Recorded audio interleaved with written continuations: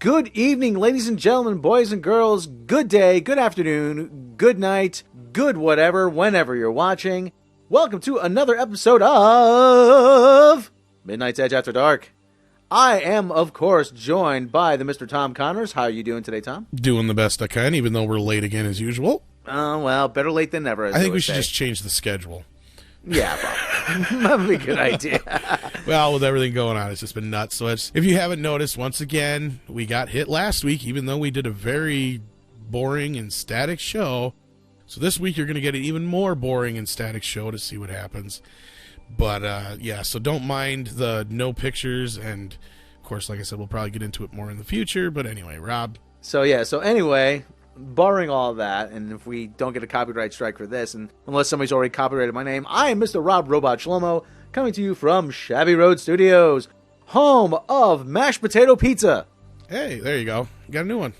That's something, yeah. Yeah, it sounds disgusting, but actually it's pretty good. A lot of carbs, though. Yeah, sounds like it would be. Dr. Atkins would not approve if he were still with us. So, Tom, we actually got some news for us today. For once, right? Yeah, it's amazing. Yeah. Remember a few weeks back when Trevorrow was fired/quit from Star Wars Episode 9? And everybody was up in arms. Who's going to direct? Who's going to direct? Well, and of course, everybody's like, well, Rian Johnson should direct. He said he isn't going to do it, of course. That was the end of that. Next thing we know, JJ's coming back. Of course, we're up to speed, right? Yep.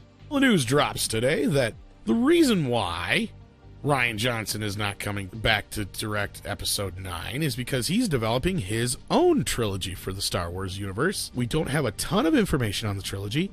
The news was announced today by CEO Bob Iger during a conference call discussing Disney's financial year of 2017. Johnson will develop the trio of films in an undisclosed time period, but presumably for some time after the current trilogy that concludes in 2019. An official statement was then quickly posted confirming the news, and that was that Johnson's trilogy, being produced with Ram Bergman, will be separate from the Skywalker saga. So obviously this will be its own new original thing. It won't be connected to Episode 8, 9, and all the way back. It's set in the future, beyond, past. That's a good thing. It's not a prequel. So this is a step in the right direction for Disney, don't you think? Mm-hmm. Oh, yes, it is. By setting it in the future after the Skywalkers, we are taking advantage of the very large and expansive Star Wars universe, unlike another popular series which decided to make its universe smaller. Wouldn't you say, Tom? Yeah, a little. There's a little bit that goes along with this. Iger also confirmed that a live-action Star Wars TV series was currently being developed by Disney and will exclusively premiere through Disney's planned streaming service, set to launch in 2019. It was previously confirmed that the Star Wars movies would be leaving Netflix and other streaming services to find a new home on Disney's in-development platform. And we also got a little bit of news related to that today about the Marvel shows. Isn't that right, Rob? Basically what's going to happen with the Marvel Netflix shows is that they are going to be developed for Disney streaming. Punisher's still going to be on Netflix, and whatever they're contractually obligated to develop for Netflix for the time being, they're going to develop it for Netflix. Okay, so Daredevil for right now, Jessica Jones, Luke Cage, and the rest of them, they are staying put. But anything new looks like it is going to be on Disney streaming. Basically, though, I'm sure they have some kind of option on the Netflix shows. So if Netflix decides they want to keep continuing to make them, if Disney wants to keep making them, or Marvel wants to keep making, say, Daredevil and Jessica Jones and Iron Fist and Luke Cage and the Defenders and Punisher, then they probably have that option first. And then if Netflix decides not to, then maybe Disney could continue those. But for right now, the way this reads and the way we understand it, those shows are going to continue and run their course out, which we've said before anyway, on Netflix. But anything new, as Rob put it, will go on to the new Disney streaming service. I'm hoping at some point we get a Moon Knight series, but that's me. But anyway, like I said, no date for specifically for when this is going to happen either. You got to figure that they're going to have the service up and running before they pull the trigger on it. Well, they said 2019, but like you said, we don't actually have a actual launch date. And as far as the Star Wars films, I would assume these movies are probably going to come together after 2019 as well, when Episode 9 is done and out there. There'll probably be like another 1 or 2 anthology films in between, and then they'll probably be this is the next de facto trilogy, to where they'll bounce back between each year between an anthology film and a new film in Rian Johnson's trilogy.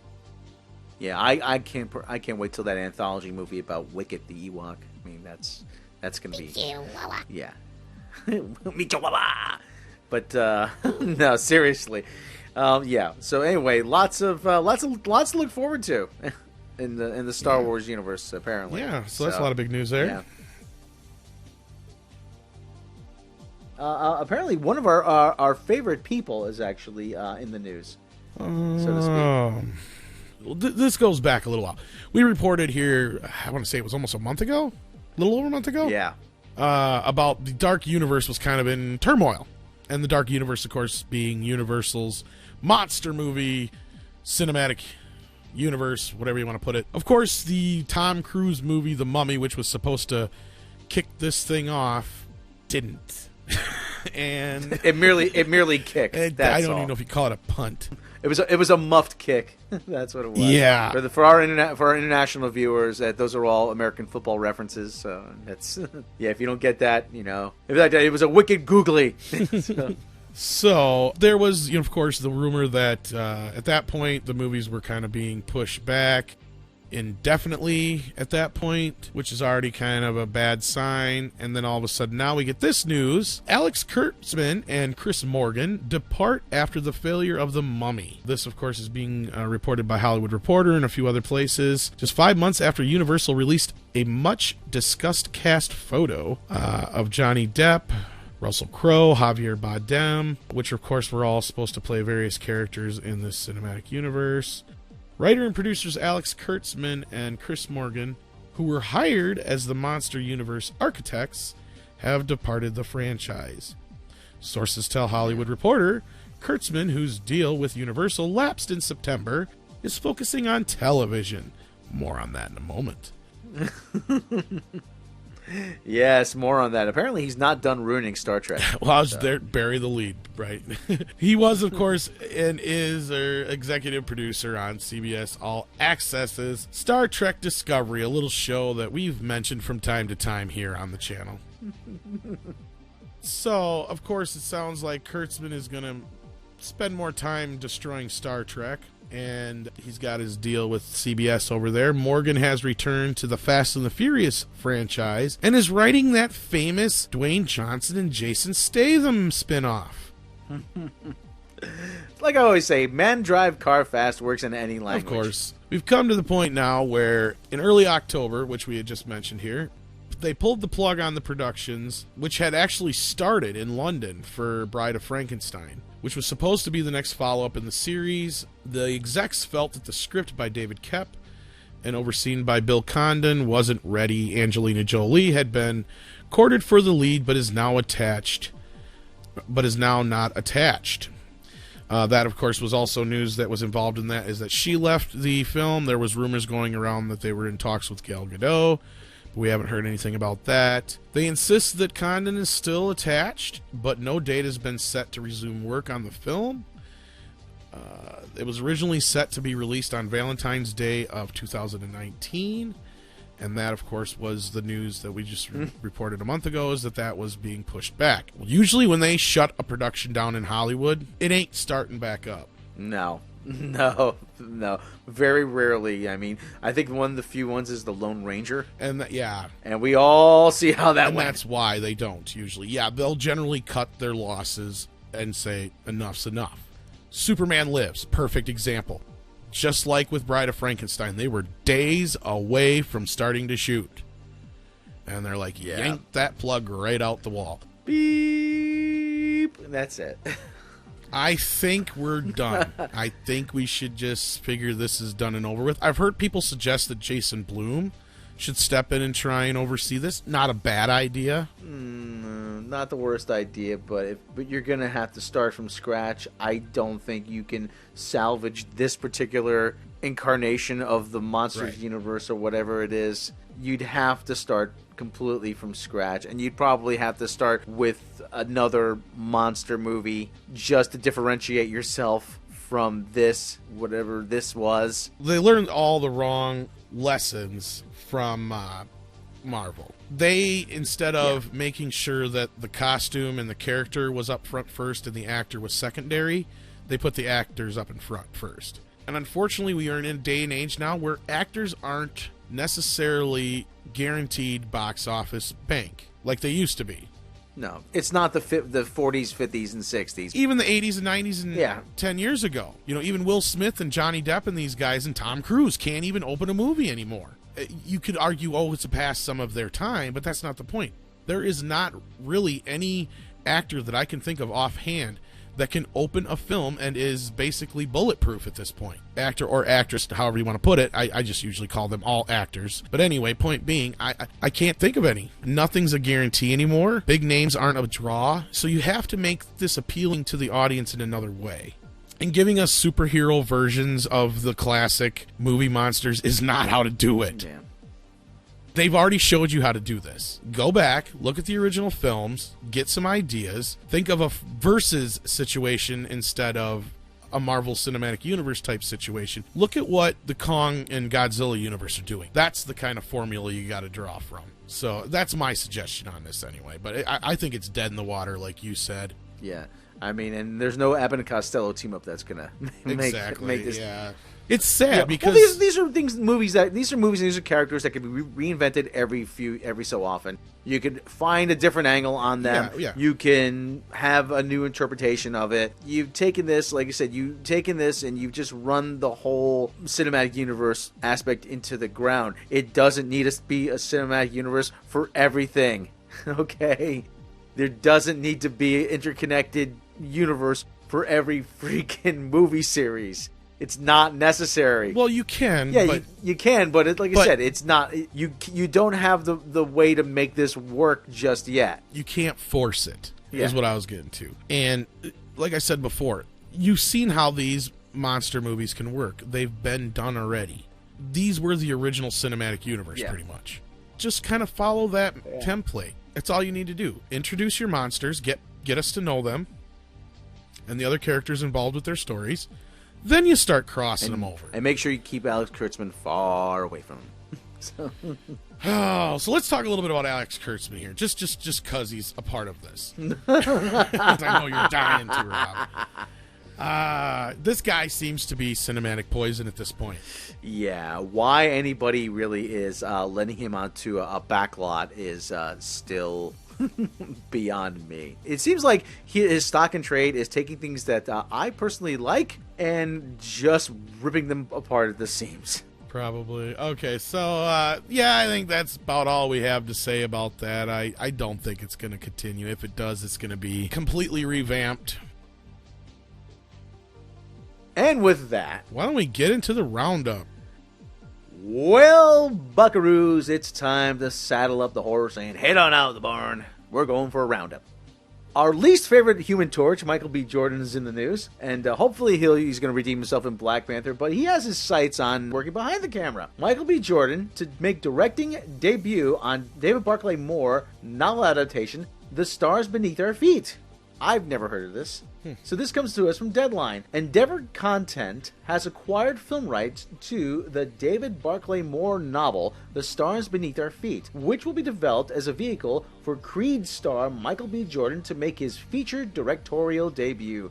Jordan will produce the film adaptation, and the author will write the script, and he will be executive producer. The novel was published by Random House imprint Alfred Knopf Books for young readers, an imprint of Random House, this past September. In the wake of his brother's death, a young African-American youth tries to steer a safe path through the projects of Harlem, aided by his imagination and the magic of Lego. So we have a lot of product placement in this one. So anyway, Jordan says, directing has been an area I've wanted to explore for some time now. The Stars Beneath Our Feet tells a story that really spoke to me, and I am looking forward to jumping behind the camera. I've had the opportunity to work with some very smart and talented directors that inspired me to take on this new challenge.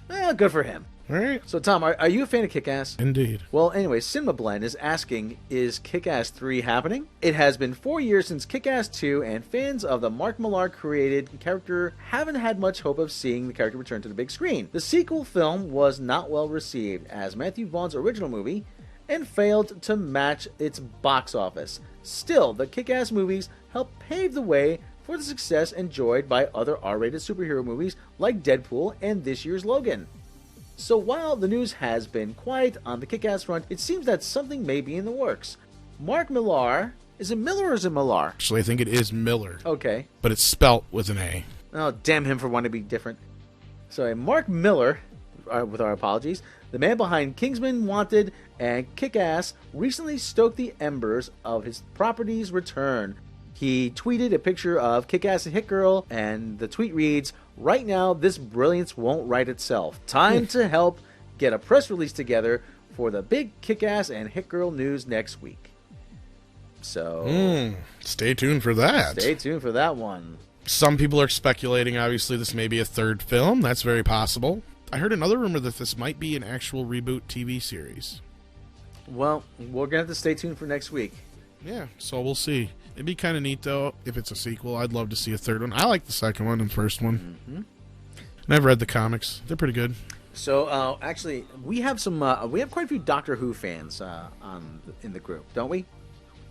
I think so. Yeah, I am somewhat of a fan of Doctor Who. I think David Tennant is actually probably the best Doctor ever. But we have a 13th Doctor. It is Jodie Whittaker, who was in Broadchurch. She's been in a couple of things. And the BBC has released a new picture of her, what she's going to be wearing in the new series, and what the Doctor will look like. And if you haven't seen this photo yet, I only have 2 words for you. Nanu Nanu. So, Tom, you've seen... Thief. You've seen the picture. What have you said? What do you have to say? That's what I said. Nanu Nanu. Yes. Oh, Johnny Whittaker. Oh, Doctor Who. Oh, Doctor with the TARDIS. Oh, I tell you.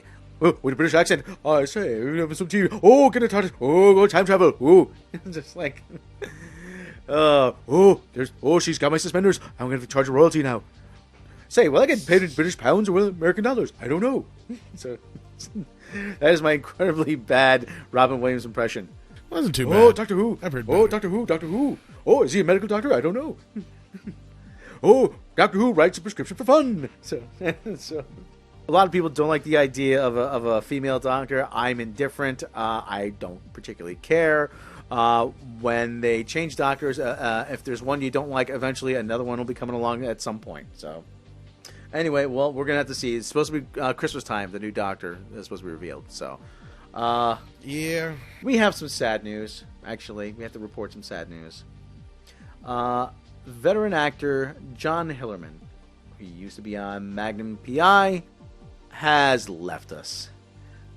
This comes from Deadline. John Hillerman, who won an Emmy for playing Tom Selleck's foil, Jonathan Higgins, on the long-running CBS hit Magnum PI, died today at his Houston home. He was 84. His representative, Lori DeWall, confirmed the news on social media, adding that the cause of death had not been determined. Born on December 20th, 1932 in Denison, Texas, north of Dallas, Hillerman was in his late 30s when he began to score bit roles in such high-profile films as They Call Me Mr. Tibbs in 1970, The Last Picture Show, What's Up, Doc, High Plains Drifter, and Paper Moon. Then he landed a small but memorable role as Howard Johnson in Mel Brooks' 1974 classic Western spoof, Blazing Saddles. But he will be always known as Jonathan Higgins of Magnum PI. So, sad news. He was. I always thought he was British. I never realized he was born in. Yeah, he does kind of have like a. He has a very dignified look to him. Death we missed last week. Robert Guillaume. Rob and I probably know him best as Benson. Mm-hmm. But you kids probably know him best from The Lion King. He was 89. He played Rafiki in The Lion King. Mm-hmm. He actually had an excellent singing voice as well. Very distinct voice, yes. Yes. And like I said, very sad news. But we can't end on a down note. No, we don't like to do that. No, we have to acknowledge a birthday today. Today is November 9th. When recording this, and actor, bodybuilder Lou Ferrigno turns 66 years old today. He was the Incredible Hulk on television. That's right. Yes, and Bill Bixby played David Bruce Banner, his alter ego, and actually had quite a long run as the Incredible Hulk on television. Here's a bit of trivia. I'm sure Rob knows this, but I'll just ask you. Do you know why they changed his name to David instead of Bruce Banner on TV? Yes, I do. Because as CBS said, Bruce sounded far too gay. And Stan Lee actually told that story, and he said, that is just so stupid, I am not even going to dignify that with any outrage. So, yeah. But anyway, like I said, Lou Ferrigno, great guy. champion, great guy, champion bodybuilder, actor. You know, he was actually in Hercules, the movie, back in the early 80s. He appeared in several TV series. 66 years old today, still going strong. And if you want to see something really cool, and I could probably find the link and put it down below. I know somebody has it on YouTube, but I'm sure you remember Mr. Rogers' Neighborhood, right? Oh, yeah. There was an episode where Mr. Rogers went to the set of The Incredible Hulk, and you actually got to see Lou Ferrigno get his makeup on and all that kind of stuff. It was really cool. It's a really cool episode. So, yeah, it's a little blast from the past, and it's on YouTube, so if you get a chance to check it out. Lou Ferrigno, actually, he was on a talk show years and years and years ago, and he said he was waiting in line at a grocery store, I believe, and this is when he was doing The Incredible Hulk, and somebody was staring at him, and he couldn't figure out why, and then he saw a little piece of green makeup behind his ear that they'd missed, and the guy says to him, "Hey, you're the Hulk!" Yeah. It was a good show, though. I don't care what anybody says. It had its cheesy moments, don't get me wrong, but... You know what it was? It was the Fugitive, really. Yeah. Think about it. Yeah. More extreme version of the Fugitive. Yeah, it's obviously very little to do with the comic book version of the Hulk, but it's the most well-known version for many, many years, so... Oh, yeah. Like I said, it was entertaining. It was the only real hit Marvel had for the longest time, too.